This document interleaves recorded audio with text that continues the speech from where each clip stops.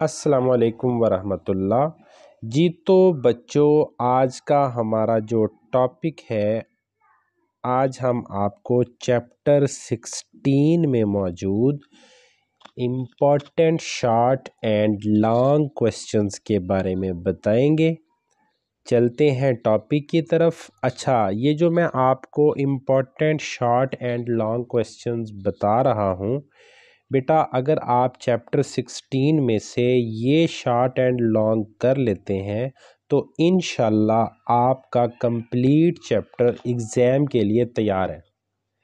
तो अब मैं आपको निशान लगा के देने लगा हूँ, आपने अच्छे से इसको देख लेना है बेटा सबसे पहले आपने ये इकोलॉजी की डिफ़ाइन कर लेनी है। ये बड़ा इम्पोर्टेंट शॉर्ट क्वेश्चन है, यहाँ से इतनी कर लीजिएगा ये।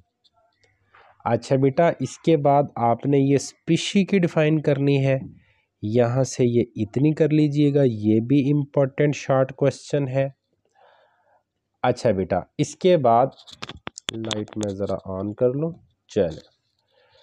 अच्छा बेटा, इसके बाद आपने पॉपुलेशन की डिफ़ाइन करनी है, ये यहाँ से इतनी कर लीजिएगा। और कम्युनिटी की डिफ़ाइन आप यहीं से आगे इतनी कर लीजिएगा। अच्छा बेटा, इसके साथ साथ ये इकोसिस्टम की जो डिफ़ाइन है ये आपने यहाँ से करनी है। The self sufficient unit of an environment, यहाँ से ये इतनी कर लीजिएगा। अच्छा, इसके बाद बेटा आपने बायोस्फीयर की डिफ़ाइन कर लेनी है, ये आप यहाँ से इतनी कर लीजिएगा। ये बायोस्फीयर की डिफ़ाइन है बेटा। ये जो मैंने आपको निशान लगा दिए हैं, फर्स्ट पेज में से आपने यही शॉर्ट क्वेश्चन कर लेने हैं अच्छे से, प्लस आपने बेटा ये एक लाइन ज़रूर कर लेनी है, ये वाली, कि बायोस्फीयर की थिकनेस कितनी है। ये अक्सर पेपर में एमसीक्यूज़ आ जाता है। अच्छा बेटा, इसके बाद नेक्स्ट पेज में ये जो है ना कंपोनेंट ऑफ इकोसिस्टम, इसमें ना बेटा आपने ये बायोटिक कंपोनेंट की डेफिनेशन कर लेनी है, ये आप यहाँ तक कर लीजिएगा।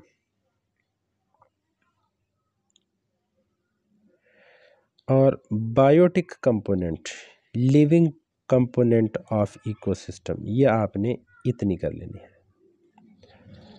अच्छा, इसके बाद आपने बेटा प्रोड्यूसर की डेफिनेशन करनी है। प्रोड्यूसर्स लिखा हुआ है ना, producers are autotroph present in an ecosystem. Producer include plant, algae and photosynthetic bacteria. फिर ये एक लाइन साथ ज़रूर कीजिएगा। These organisms are able to synthesize complex organic compound from inorganic raw material. ये इतना कर लीजिएगा अपना।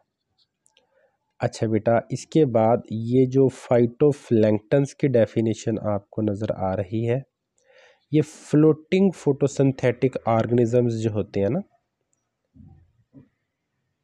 The floating photosynthetic organisms are called phytoplankton. ठीक है। अच्छा बेटा, इसके बाद आपने कंज्यूमर की डेफिनेशन करनी है। कंज्यूमर ये हेट्रोट्रॉप्स होते हैं, they can not synthesize their food and so depend upon producer for food. और कंज्यूमर में कौन कौन शामिल होंगे? एनिमल, फंजाई, प्रोटोजोन्स और दूसरे बैक्टीरिया वगैरह। ये इतना कर लीजिएगा बेटा।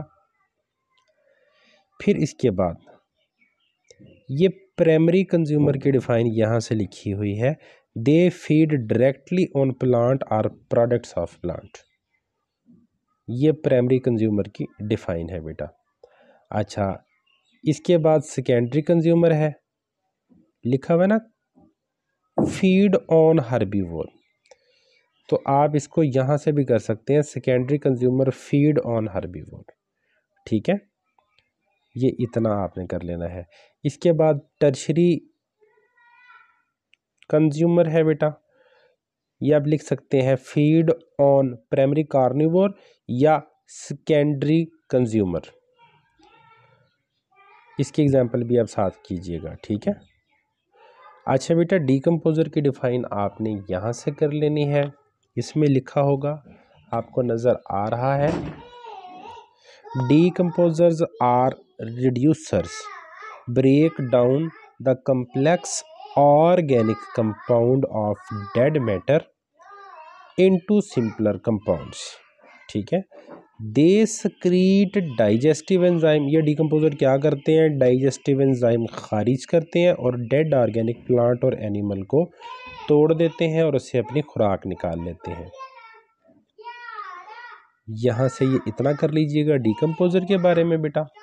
अच्छा, इसके बाद बच्चों आपने ये जो साइड बॉक्स है इसमें आपने ओमनीवोर की डेफिनेशन कर लेनी है, प्लस आपने ये टॉप कार्निवोर की डेफिनेशन कर लेनी है।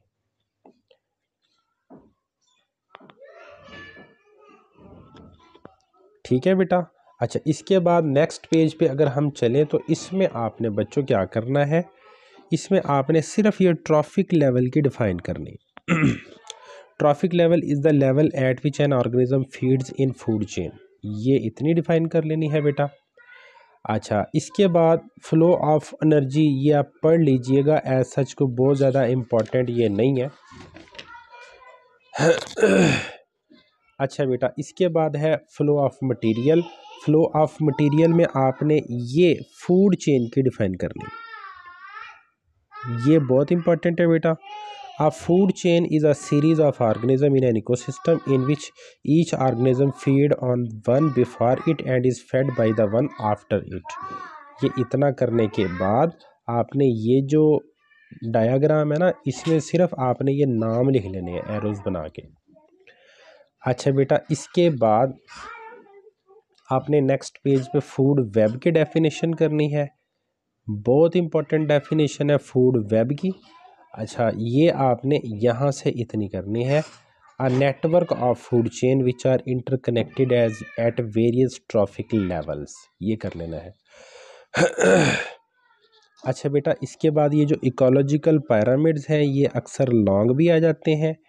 इसके साथ साथ अगर इसकी अकेली डेफिनेशन आई तो आपने इकोलॉजिकल पिरामिड की डेफिनेशन यहाँ से कर लेनी है, a representation of number of individual or amount of biomass or energy present in various trophic level of food chain। ये इतनी है। और ये चार्ल्स इल्टन ने 1927 में इकोलॉजिकल पिरामिड्स पेश किए थे। ये आपने अच्छे से याद कर लेना है बेटा। और अगर ये लॉन्ग आ गया तो ये आपने दोनों लिखने हैं, पिरामिड्स ऑफ नंबर और पिरामिड ऑफ बायोमास। अच्छा बेटा, ये जो बायोमास की डेफिनेशन है ना, ये वाली, ये बहुत इंपॉर्टेंट डेफिनेशन है, ये भी आपने अच्छे से कर लेनी है। अच्छा बेटा, इसके बाद नेक्स्ट पेज पे बेटा ये बायोजियोकेमिकल साइकिल है, यहाँ से आपने इसकी डेफिनेशन करनी है। Biogeochemical cycle are the cyclic pathway through which material move from environment to organism and back to environment. ये इतना कर लेना है। चूँकि ये फ्लो ऑफ न्यूट्रिएंट होता है इसीलिए इसे न्यूट्रिएंट साइकिल भी कहा जाता है। अच्छा बेटा देखें, ये बायोजियोकेमिकल साइकिल की डिफाइन होगी, प्लस साइड पे ये न्यूट्रिएंट साइकिल की डिफाइन होगी। ये दोनों बड़ी इंपॉर्टेंट है। अच्छा बेटा, ये कार्बन साइकिल आपने लॉन्ग के लिए करना है और ये आपने कंप्लीट करना है। अच्छा, इसके बाद बेटा ये जो नाइट्रोजन साइकिल है ये भी आपने बेटा कंप्लीट ही देख लेना है इसको लॉन्ग के लिए ना।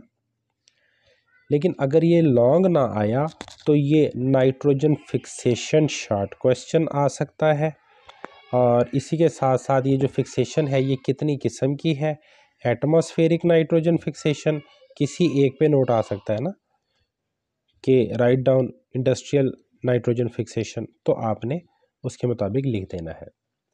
ये तीनों पॉइंट अलग-अलग ये पूरे करने बेटा। ये एटमॉस्फेरिक नाइट्रोजन फिक्सेशन है, ये बायोलॉजिकल है और ये इंडस्ट्रियल है। अच्छा बेटा, एक और भी शॉर्ट क्वेश्चन बनता है, अमोनिफिकेशन किसे कहते हैं? Ammonification is the breakdown of protein of different organism and nitrogenous waste to ammonia. ये इतना अमोनिफिकेशन है। अच्छा, और इसके बाद यहाँ से बेटा ये नाइट्रिफिकेशन के डेफिनेशन है। नाइट्रिफिकेशन में क्या जाएगा, after the formation of ammonia it is converted into nitrates and nitrites and it is called nitrification and it is done by nitrifying bacteria। अब हुरैरा बेटे मैं लेक्चर बना रहा हूं, अभी मैं खोलता हूं, रुके आप। अच्छा बेटा ये इतना आपको पता लग गया होगा। अच्छा इसके बाद बेटा असिमिलेशन की डेफिनेशन है, ये आपने कितनी करनी है ये मैं आपको निशान लगा के देता हूँ, यहाँ से कर लीजिएगा। The utilization of nitrates by organism is called assimilation. ये शॉर्ट क्वेश्चन कर लीजिएगा बेटा। और डीनाइट्रिफिकेशन भी शॉर्ट के लिए आ सकता है। It is biological process in which nitrates and nitrites are reduce to nitrogen gas by denitrifying bacteria. ये आप कंप्लीट कर लीजिएगा। अच्छा बेटा इसके बाद है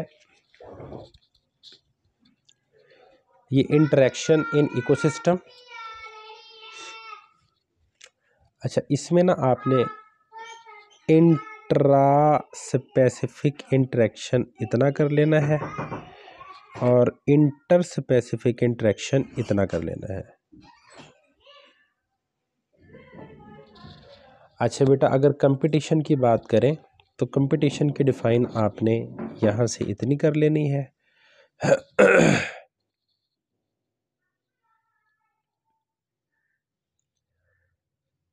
ये इतनी कर लीजिएगा। अच्छा बेटा इसके साथ साथ मैं आपको बता दूं कि ये जो कंपटीशन है ये दो किस्म का होता है। जैसे इंटरेक्शन दो किस्म का था, कंपटीशन भी दो किस्म का होता है। एक होता है इंट्रा स्पेसिफिक, दूसरा होता है इंटर स्पेसिफिक। अच्छा बेटा प्रीडेशन में आपने जस्ट डेफिनेशन करनी है, ये इतनी कर लेना और कोई सी एक एग्जांपल इसमें से आप कर लेना। जैसे अभी मैं आपको ये निशान लगा देता हूँ। For example frog is preyed upon a snake, ठीक है, ये इतना कर लीजिएगा।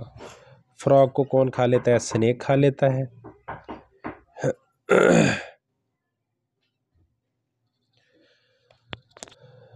बेटा इसके बाद है साइम्बियोसिस, ये आपने डेफिनेशन कर लेनी है साइम्बियोसिस।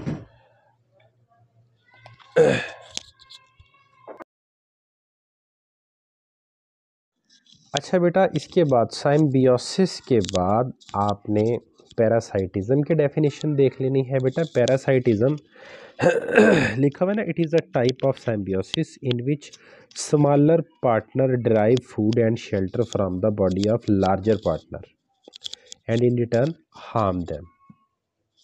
ये पैरासाइटिज्म की डेफिनेशन है बेटा। अब यहाँ ना आपको टेम्परेरी पैरासाइटिज्म के बारे में बताया गया है।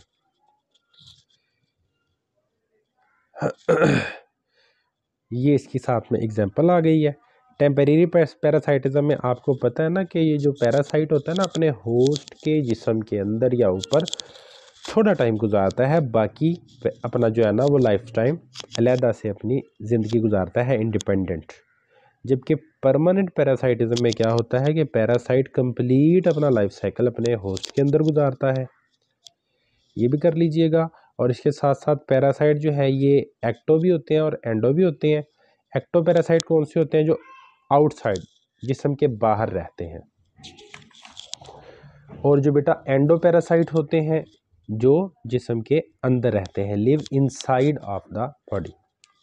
ये एग्जाम्पल और ये डेफिनेशन कर लीजिएगा। अच्छा बेटा इसके बाद ये भी आ सकता है कि कुछ जो पैरासाइट हैं वो प्लांट भी हैं, उसकी मिसाल कस्क्यूटा है बेटा। अच्छा ये भी आ सकता है कि पैरासिटिक प्लांट की एग्जाम्पल क्या है, तो आपने कस्क्यूटा याद रखना है। इसके बाद बेटा म्यूचुअलिज्म है, दो जानदारों के दरमियान ऐसा ताल्लुक जिसमें दोनों को फ़ायदा होता है। It is a type of symbiotic relationship in which both partners gets benefit and neither is harmed. ये आपने इतना कर लेना है। इसमें उसने टर्माइट दीमक की एग्जांपल दे दी है। दीमक जो है आपको पता है कि ये लकड़ी को खा तो नहीं सकता, इसको पहले अपने स्टमक में ले जाता है, उसके स्टमक के अंदर प्रोटोजोन मौजूद होता है जो उस लकड़ी को हजम करने में उसकी मदद करता है।